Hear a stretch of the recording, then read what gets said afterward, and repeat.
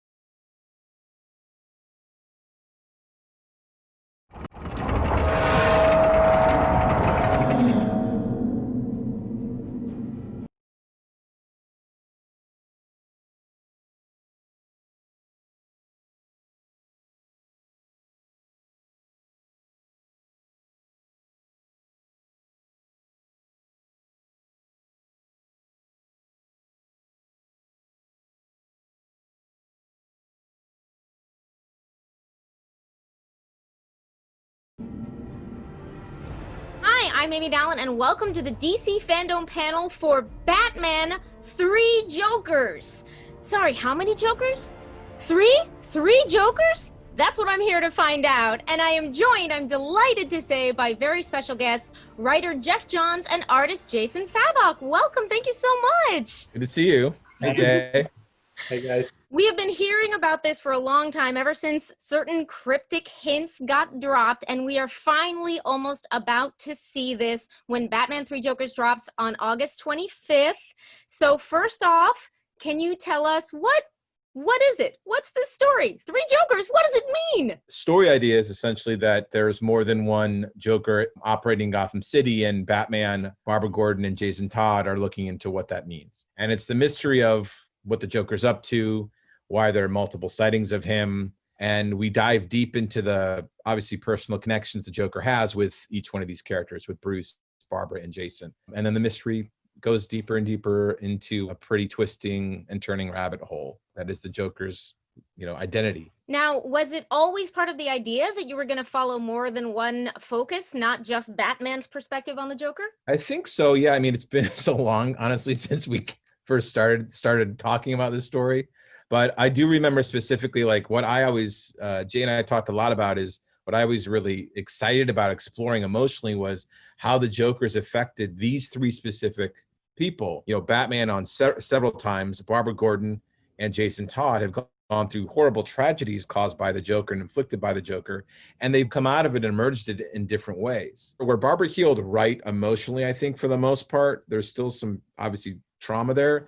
Jason, I think, healed very wrong. They both have their struggles with what happened, but comparing and contrasting these three people and what the Joker's done to them is what got me excited about the story, because we've all been through tragedy and trauma, and how you process it and how you deal with it, incorporate it into who you are and who you become is really fascinating. And the scars that are left physically and emotionally, that's really what the story is about. And exploring that with these three characters, wonderful characters, it gave me so much appreciation for Jason Todd and Barbara. I mean, even Bruce in a new way, but that's what the story is about. Jay, what was the appeal for you in signing on to this book? I've been searching for that Batman project that I've always dreamed of drawing, since I was a kid, and then since I broke into the industry. I was looking for a Batman story that was really deep, emotional, classic feeling. And when Jeff had sort of pitched this grand idea back when we were working on Justice League, I immediately just felt like this was the story I had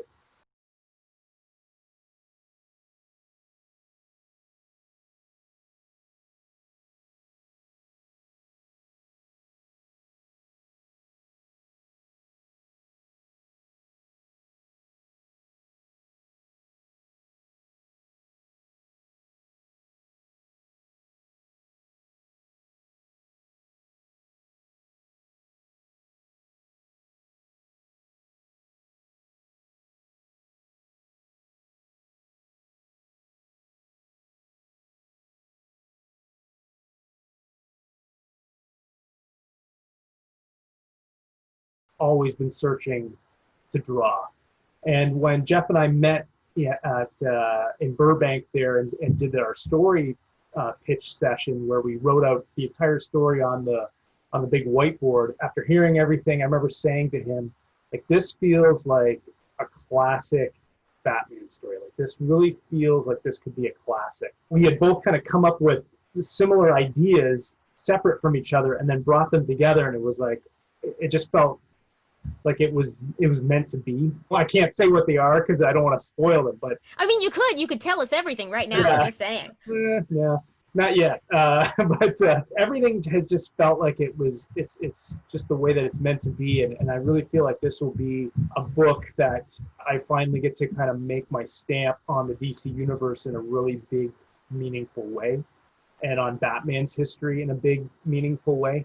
And to me, that's very attractive. I've been searching for legacy with my career and wanting to really, kind of create things that are going to stand the test of time. And I feel like this story is going to be something that does that. Hey, you're putting so much pressure on me now. Jeff, why this story for you and why Jay to work with? The best thing about comics, someone asked me once, like, what are your favorite stories? And I said, well, all my favorite stories that I've worked on are with the people I love. And like Jay, and I had a great time on Justice League together, and we talk a lot, and we talk about the story and the characters and why tell the story, what's the emotion behind it, what's the purpose of the story. So working with Jay was the ultimate, reason. But also, I love Batman and Joker and Batgirl and Red Hood. I've never really told a Batman story. I've done Batman Earth 1, but that's a different, younger, kind of low-tech version of Batman in my head. And this was the first time I had the chance to write a real Batman story in continuity with the Joker. And there's so many amazing stories out there about the Joker and Batman. And it's like, well, I didn't want to tell another one unless we had a different story, a story that looked at it a little bit differently and explored something new. What are a couple that people might want to look at that inspired or that you're responding to in this legacy? Well, a lot of it's like, I think the era, really, like the post-crisis era, the early 80s, like Batman Year One by Frank Miller and The Killing Joke, ultimately Death in the Family. Back half of the 80s was a time for the Bat family. And they got grounded. Like we talk about, stories they used to tell, like all those prestige format books like Batman the Cult, that were these really cool, grounded, character-driven mysteries that focused on something emotional that Batman was dealing with. It's super fun to have all these big bombastic stories about the whole universe being, involved in Joker's craziness. But we really wanted to get back to this grounded, street level, character driven, smaller story. Like, even though the mystery is very big, it's just a smaller story involving a handful of characters. And that was the attraction to it, is like, can we do this cool self-contained Batman and Joker story? And it's influenced by a lot of other things, not just comic books, but life, real life, beyond that. But yeah, it's the history that Batman's had with the Joker and these characters is really what's informed it, like all of it. It's not a parallel Earth story. It's these three Jokers are not from different Earths. Not a dream, not a hoax, not an imaginary story. Yeah, no, it's all, we try to make it as grounded and personal as possible. That was our goal. What were some of the influences on the artistic side, Jay? I know you mentioned, what was your introduction to Batman? My introduction to Batman goes back to when I was maybe 7 or 8 with Batman 1989, the Tim Burton movie. My aunt had bought me the Bat Wing, the Bat Plane toy for Christmas, and I was like, well, I don't have a Batman figure to go with it. So my mom went to the Toys R Us a couple days later, got me a Batman figure.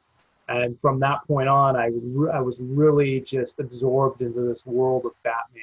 It wasn't until I read Batman Hush that I really was blown away by the art in a comic book. And that was Jim Lee's, art in that book. Just really spoke to me. And I started thinking, like, if I could draw anything, like, that's the kind of artist I'd want to be. Just everything is big and bold.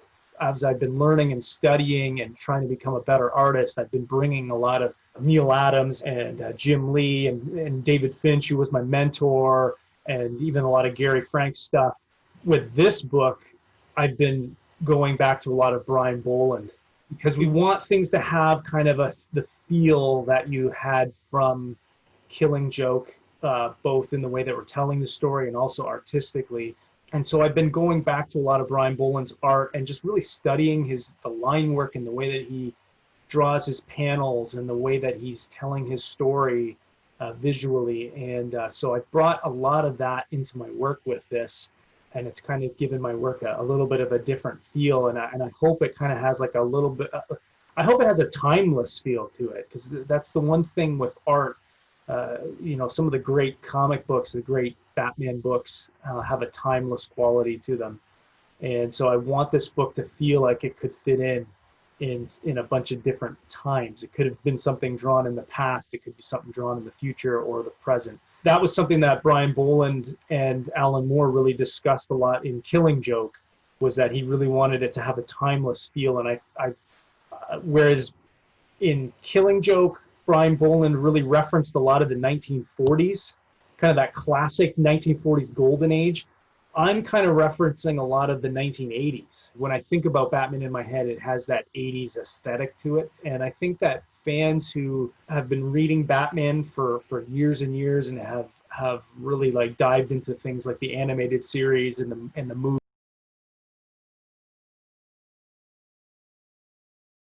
movies, and especially the classic comics, I think they're going to, when they read this book, they're going to see like a ton of little Easter eggs and subtle designs, and sometimes not so subtle designs, from those different things that I really have loved. I'm not afraid to wear those influences on my sleeve. I feel like it's just part of me, and as a fan first of comics, those are things that get me excited as a fan when I see them.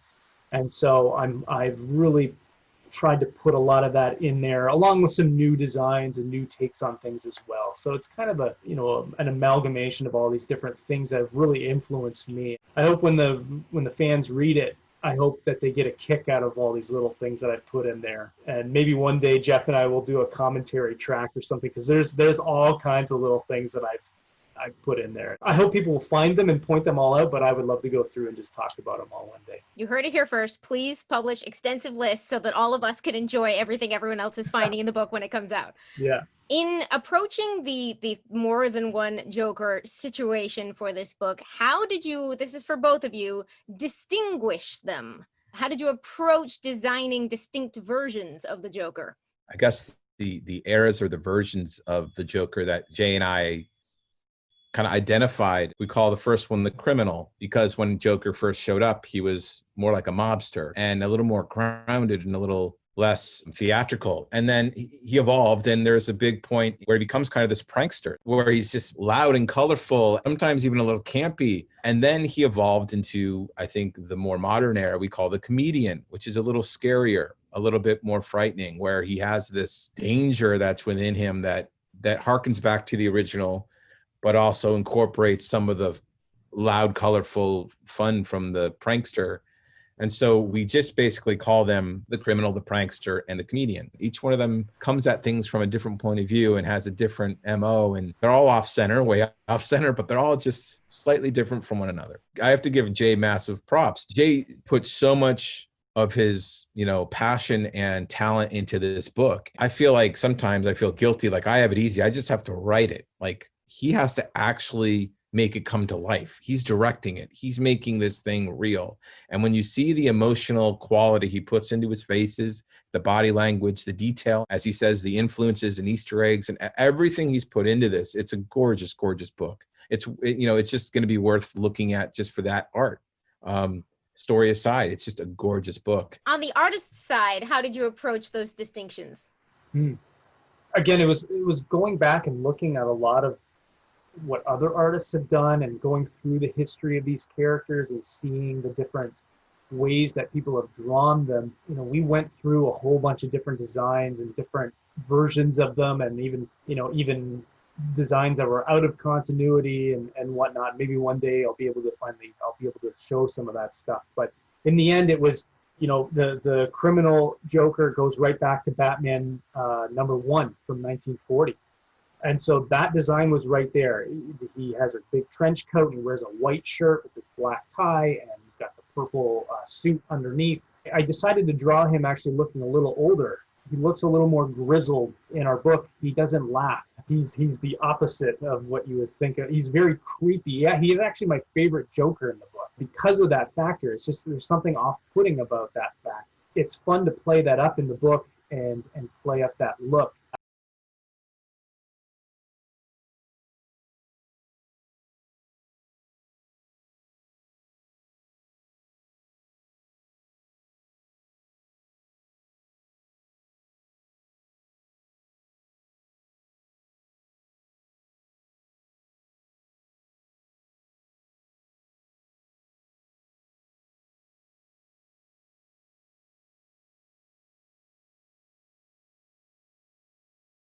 And then the prankster Joker I drew from the great Cesar Romero version from, the 1966 show. And the costume is a little bit of that and a little bit of the Batman the Animated Series look and a little bit of that classic sort of Neil Adams 60s, 70s looking Joker. And then the comedian one is really just right out of the Killing Joke. It was just line bowling. And we play with some different looks for these characters throughout the book that have some funny moments to them, but to keep the mystery of it, I didn't want to change their physical appearance too much from each other, because Batman's the greatest detective ever. You think he would notice this thing. Well, there's a reason why he doesn't notice these things. It's because they all look very similar to each other. Yeah, there's so many really cool little nods to those classic books, especially with the covers that we're doing. There's 9 of these premium variants where I went through and we picked out different Jokers from different eras. And so we really think that fans will really, they'll want to collect all these different covers. And I really wanted to make them so that you could hang them on your wall. Our book has a lot of 9-panel grids, and it'd be neat to have them on your wall in 9-panel grids and maybe change them out and things like that. So yeah, a lot of fun. I love comic book history, and I love playing off of what's come before. Honoring your history is very important. And I think that, especially with comics, we have a great history of incredible artists and beautiful comic books, and it's so much fun as a fan myself to be able to play with that and to hopefully honor them. I want to honor the past artwork and the past artists and writers and creators who worked on these characters, and to me that's very important to do. So I'm actually curious, how will that apply to, like, obviously you had to make a lot of choices as well with your leads with Batman and Barbara and Jason. So without giving too much away, how did you decide which versions of those characters to give us? You know, the most modern, you know, the moment is now. So Bruce Wayne is the Batman that's been around for a long time. Barbara's the Barbara that's been through everything she's been through in the comic books. Same with Jason. So we wanted to go post-trauma and you know, and have some time that they've incorporated that and processed it the best they can, and it's become part of who they are, for good and bad. And so that's really why we started with the character Now. here and now. Yeah. Well, we can't wait to see how it all unfolds, how the mysteries get solved, which I did not succeed in wringing out of either of you in this interview. But thank you so much for joining us, Jason and Jeff. Thank you, Amy. Thanks, Jay. Great seeing you all. Yeah, you too. Thank you to all the fans who are tuning in right now for these DC FanDome panels. You can get Batman 3 Jokers #1 Tuesday, August 25th at open and operating retailers and participating digital outlets. Thank you again and enjoy DC FanDome. See everybody.